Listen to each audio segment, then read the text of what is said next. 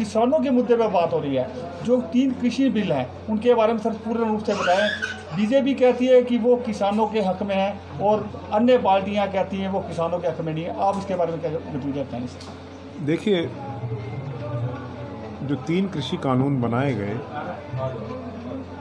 अगर भारतीय जनता पार्टी के लोग, उनकी सरकार किसानों से बात करके, विपक्ष से बात करके इन कानूनों का गठन करती, तो निश्चित रूप से जो आज समस्या सामने आ रही है वो नहीं आती। अब भी देखिए, सरकार ने 11-12 दौर की बातचीत किसानों से की, लेकिन आंदोलन के बाद की। आंदोलन से पहले, कानून बनाने से पहले ये बातचीत करनी चाहिए थी। एमएसपी की कानूनी गारंटी ना होना, एपीएमसी एक्ट में संशोधन हो जाना, एसेंशियल कमोडिटीज़ एक्ट को अबॉलिश कर देना, उसमें संशोधन कर देना, ये सारे कदम चंद व्यापारियों को फ़ायदा देने के लिए किए गए। मैं नहीं समझता कि जब किसान कह रहे हैं कि हमारे फ़ायदे में है या नहीं, हमें ये कानून नहीं चाहिए, तो सरकार इस बात पर क्यों बजिद है कि नहीं, हमें ये कानून ज़रूर लागू करना है। एक समय था जब पंजाब का किसान ने सर उठाया, आगे चले, फिर हरियाणा के लोग साथ लग गए, यूपी और राजस्थान के, और आज मैंने अखबार में पढ़ा केरल तक के लोग इस धरने पर पहुंचे। आज किसानों का आंदोलन 3 कृषि कानूनों के आंदोलन के खिलाफ एक राष्ट्रव्यापी आंदोलन बन चुका है, और समय आएगा कि ये आंदोलन किसान भारतीय जनता पार्टी की, नरेंद्र मोदी के नेतृत्व की सरकार की जड़ों में बैठ जाएंगे। और ये सरकार आज के दिन बहुत अनपॉपुलर हो चुकी है। राष्ट्रीय स्तर पर, प्रदेश स्तर पर देखें, आज ये हालत है कि प्रदेश के मुख्यमंत्री, उप मुख्यमंत्री, कोई मंत्री या एमएलए किसी गांव में नहीं घुस सकते हैं, कोई आयोजन प्रयोजन नहीं कर सकते हैं। इतनी ऑपोजिशन, इतना विश्वास ये सरकार खो चुकी है कि सरकार की कोई वैधता ही नहीं रह गई। इसके खिलाफ चौधरी भूपेंद्र सिंह हुड्डा, माननीय पूर्व मुख्यमंत्री ने, जो नेता प्रतिपक्ष हैं, सरकार के खिलाफ अविश्वास प्रस्ताव लाने की बात की। 3-4 बार गवर्नर से मिलने की कोशिश की ताकि विधानसभा का सत्र बुलाया जाए, लेकिन अब जब सत्र बुला लिया गया 5 तारीख से, तो हुड्डा जी के नेतृत्व में विधानसभा के अंदर इस सरकार को और इस सरकार का समर्थन करने वाले लोग, जिन्होंने अखबारों में तो बयान दिए हैं, लेकिन अब पता लग जाएगा उन लोगों की असलियत का जब विधानसभा में शक्ति परीक्षण, कि कौन लोग किसानों के साथ खड़े हैं और कौन लोग इन कृषि बिलों और सरकार के साथ खड़े हैं। तो चर्चा, जहाँ तक आपने कहा कि भी किसान, देखिए 226 किसान इस 90 दिन के आंदोलन में मृत्यु को प्राप्त हो चुका है। 3 महीने हो चुके हैं। ये निर्दयी सरकार देख नहीं पा रही है। महिलाएं बैठी, बच्चे बैठे, बुजुर्ग बैठे, ठंड थी, ओले आए, बारिशें आई, खाने की समस्या थी, टॉयलेट्स नहीं, पानी कटा हुआ था, सड़कों पर कीलें गाड़ दी गई, लोहे की लाठियां मांगी गई। लेकिन इन सब मुश्किलों के बावजूद पिछले 90 दिन से 3 महीने से किसान अपने मोर्चे पर डटे हुए हैं, और आप देखेंगे कि अल्टीमेटली आखिरकार किसानों की विजयी होगी। सरकार को ये तीनों कानून वापस लेंगे। सर, दूसरी तरफ बात करें, पेट्रोल और डीजल के दाम दिन प्रतिदिन बढ़ रहे हैं, आम पब्लिक, जनता के ऊपर काफ़ी फर्क पड़ रहा है, उसके बारे में क्या विचार है? देखिए, जब मोदी जी भारतीय जनता पार्टी के प्रधानमंत्री के उम्मीदवार घोषित कर दिए गए थे, तब उन्होंने कांग्रेस पर एक बड़ा प्रहार किया था कि पेट्रोल और डीजल की कीमतें मनमोहन सिंह और राहुल गांधी की उम्र की तरह बढ़ रही हैं। आज मैं मोदी जी से पूछना चाहता हूँ, कहीं पेट्रोल 100 से पार है, कहीं डीजल 90 के पास पहुँच गया है। आज आप क्या कहेंगे? आपने महंगाई के खिलाफ देश को बरगलाया, जबकि कांग्रेस तो 67 रुपये लीटर पेट्रोल देती थी, 56 रुपये लीटर डीजल देती थी। आज तिगने प्राइस पे, दुगने प्राइस पर पहुंच चुका है। ऐसी परिस्थिति में क्या किसान डीजल नहीं लेता है, पेट्रोल नहीं लेता है? देश का ट्रांसपोर्टर है, व्यापारी है, फैक्ट्रीज़ हैं, सब जगह डीजल की खपत है, तो सामान्य नागरिक भी डीजल की गाड़ियाँ रखते हैं।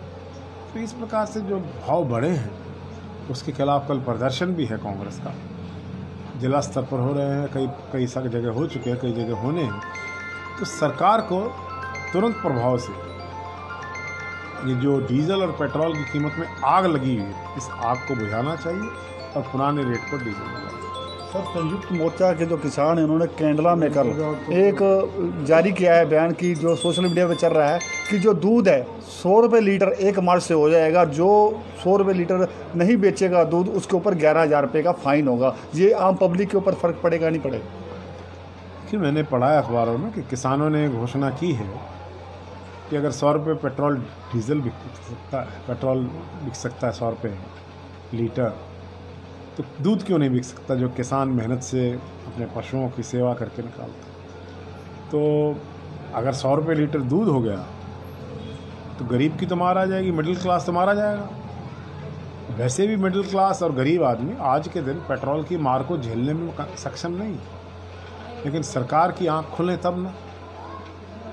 तो आप आम लोगों से क्या कहना चाहेंगे जो कि अपने किसानों की लड़ाई चल रही है, 3 महीने से प्लस हो गए हैं लोगों के लिए, उनके साथ उनका साथ दें, तो यहाँ की आम जनता? निश्चित रूप से हमारी पार्टी कांग्रेस जो है वो पहले दिन से, जब से आंदोलन शुरू हुआ और उससे पहले भी, संसद में भी और संसद के बाहर भी, विधानसभा में भी और विधानसभा के बाहर भी, हमने इन तीनों काले कानूनों का विरोध किया है। हम किसानों के साथ। तो ये थे हमारे साथ कुलदीप शर्मा जी। अब हमारे साथ बातचीत करेंगे त्रिलोचन सिंह थे, जो माननीय मुख्यमंत्री मनोहर लाल खट्टर जी के सामने इलेक्शन लड़े थे, वो आज हमारे साथ वो भी मौजूद हैं, उनसे भी कुछ सवाल पूछेंगे। त्रिलोचन जी नमस्कार। त्रिलोचन जी, क्या कहेंगे, आपने मुख्यमंत्री मनोहर लाल खट्टर के सामने जो चुनाव लड़ा था, तो चुनाव किस प्रकार लड़ा था? आपकी विजय भी घोषित हो सकती थी, किन कारणों से आपकी विजय नहीं हुई इस बारे में हम नहीं कह सकते कि जनता ने आपका साथ नहीं दिया, तो आज जनता पछता रही है या नहीं पछता रही? देखिए, हमने पहले दिन कहा था कि मैं विधायक बने न बनूं, मैं करनाल के लोगों के बीच रहूंगा, उनकी हर आवाज़ उठाता रहूंगा। मैं अपना जो वादा है वो पूरा कर रहा हूं। मैं पब्लिक के बीच में हूं। हर अन्याय के ख़िलाफ़ जो सरकार द्वारा किया जा रहा है, चाहे वो कॉलोनियाँ तोड़ने की बात हो, चाहे वो महंगाई के मुद्दे हो, चाहे क्राइम हो, चाहे करप्शन हो, उसके खिलाफ आवाज़ उठाता रहता हूँ। विधायक बनना या न बनना वो अलग बात है, लेकिन जो भाइयों का सहयोग और प्यार मुझे मिला, मैं उसको कभी भुला नहीं पाऊँगा। इनके लिए हमेशा खड़ा रहूँगा। दूसरा, आज भगत रविदास जी का 644वां जन्मदिन है, उसकी मेरी शुभकामनाएं सबको। आज कुलदीप शर्मा जी के नेतृत्व में हम 1 तारीख को जो प्रदर्शन होने जा रहा है करनाल में, उसके लिए सभी को आह्वान करने के लिए आए हैं। सभी 1 तारीख पहुँचे, महंगाई के खिलाफ और किसानों के साथ एकजुट होकर हम मुकाबला करें, और भाजपा सरकार का और RSS के एजेंडे का। धन्यवाद। ये थे हमारे साथ त्रिलोचन सिंह जी और कुलदीप शर्मा जी, जो गन्नौर से विधायक थे। तो ये आपको सीधी लाइव तस्वीर दिखाई हमने सिंह ब्रेकिंग और सिटी न्यूज़ के माध्यम करनाल से। खबर को ज़्यादा से ज़्यादा शेयर कीजिए। धन्यवाद। एक बाइट और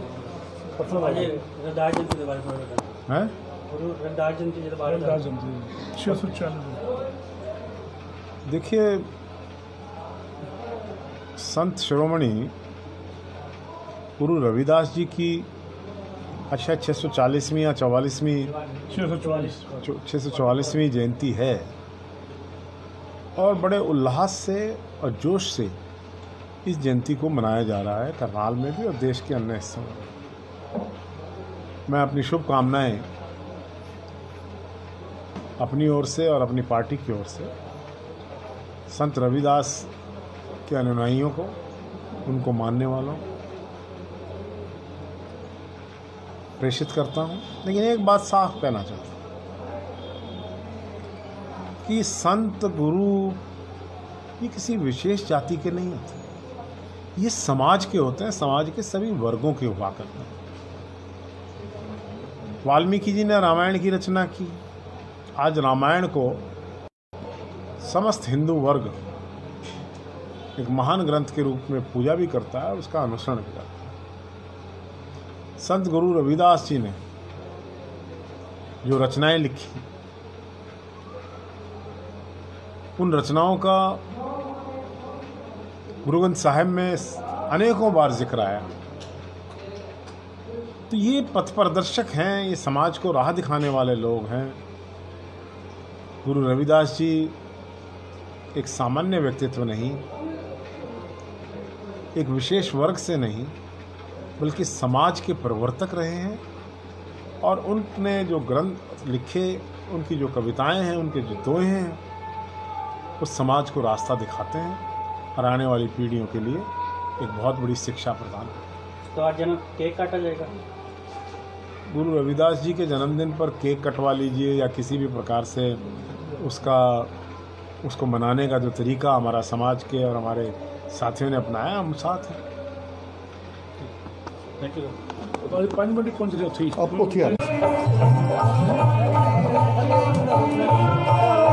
तो सीधी लाइव तस्वीर देखिए आपने सिंह न्यूज़ के माध्यम से करनाल के सदर बाजार थे, जहाँ पर कुलदीप शर्मा जी पहुंचे हुए थे, त्रिलोचन सिंह जी पहुंचे, जिन्होंने बताया कि संत रविदास जी के 644